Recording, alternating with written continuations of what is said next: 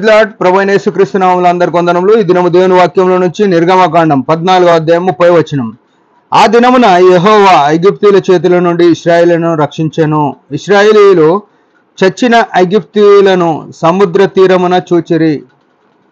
ప్రభునందు ప్రియమైన వారలారా, ఇక్కడ చూస్తే ఇశ్రాయేలీయులు ఎర్ర సముద్రం దాటిన సమయంలో జరిగిన వృత్తాంతం మనం చదివిన మాట.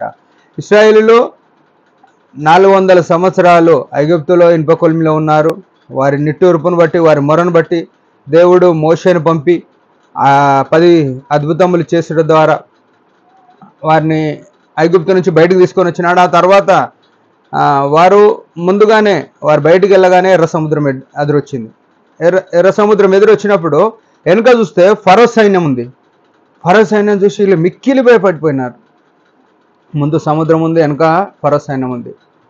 ప్రభునందు ప్రియమైన వాళ్ళారా, ఆ సమయంలో దేవుడు మోషే ప్రార్థన విని ఆ ఎర్ర సముద్రాన్ని ఆరని నేల చేసినాడు. నీళ్లు గోడల వలె రెండు ఇరుపక్కల నిలబడితే వారు ఆరని నేల నడిచినారు. ఆ సమయంలో వారు బయటికి వెళ్ళినారు. అది వృత్తాంతం మనకు తెలుసు. అయితే ఐగుప్తీయులు ఆ ఎర్ర సముద్రంలో మునిగిపోయినారు. దేవుడు ఇశ్రాయేళ్ల పక్షమున యుద్ధం చేసి ఐగుప్తీయులను సముద్రంలో ముంచివేసినాడు. అయితే ఈ సముద్రంలో ముంచివేసిన తర్వాత ఐగుప్తీయుల శవములను, చచ్చిన వారి శవములను ఇశ్రాయేళ్లు చూచిరి అని చూచినారు. విషయం గమనిస్తే మన జీవితంలో కూడా మనమైతే దేనికి భయపడుతున్నామో, దేనికి మనము ఒంటరిగా ఫీల్ అవుతున్నామో, దేన్ని చూసి మనం అదురుతున్నామో వాటిని అణిచి అది మళ్ళీ మన దగ్గరికి రాకుండా చేయగల సమర్థుడు మన ప్రభువు. మనం ఏమి చూసి భయపడుతున్నాం ఈ లోకంలో, అది గుర్తుపెట్టుకోవాలి. దేవుడు ఏమంటున్నాడంటే భయపడకుడి అని చెప్తున్నాడు. భయపడొద్దనే ఉద్దేశంతో వారి జీవితంలో ఎన్నడూ కూడా ఈ ఐగుప్తులు లేరు అనుకోవాలి. ఎందుకంటే వారు దాటిన తర్వాత ఎప్పుడన్నా వచ్చి ఐగుప్తులు యుద్ధం చేస్తారేమో అనే భయం లేకుండా చేసినాడు దేవుడు.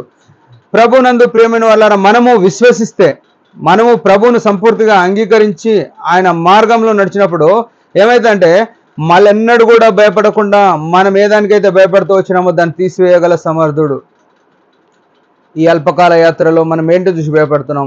మనకు వచ్చే చిన్న చిన్న కష్టాలకు, చిన్న చిన్న నిందలకు ఫరో సైన్యం కంటే ఎక్కువ ఈ కష్టాలు ఏం లేవు మనకు.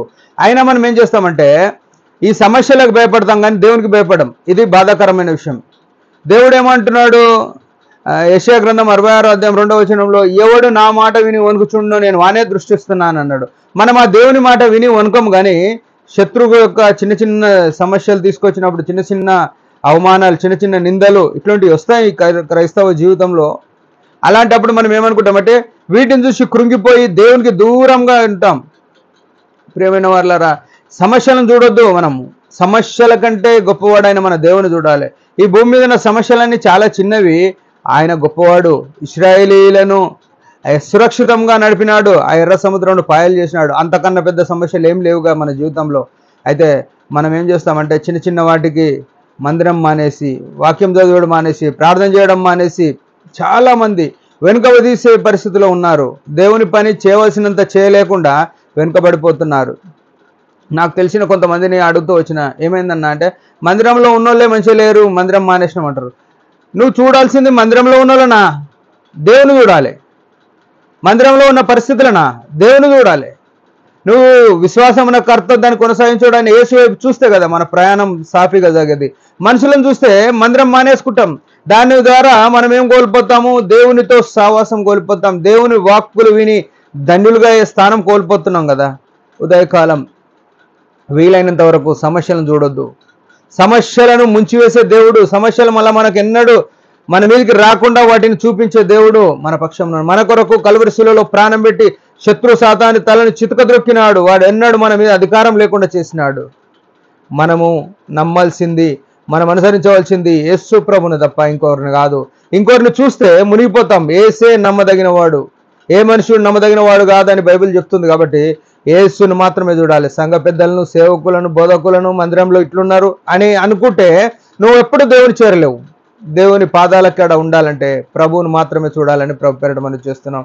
ఆనాడు ఇశ్రాయేలీయుల శవాలను చూసినారు, వారు జీవితం యథార్థంగా సాగింది. మనం కూడా లోకం సమస్యలు చూడకుండా ప్రభుని చూస్తే మన జీవితం యథార్థంగా ఉంటుంది. దేవుడి మాటలు దీవించును గాక. చిన్న ప్రార్థన చేసుకుందాం.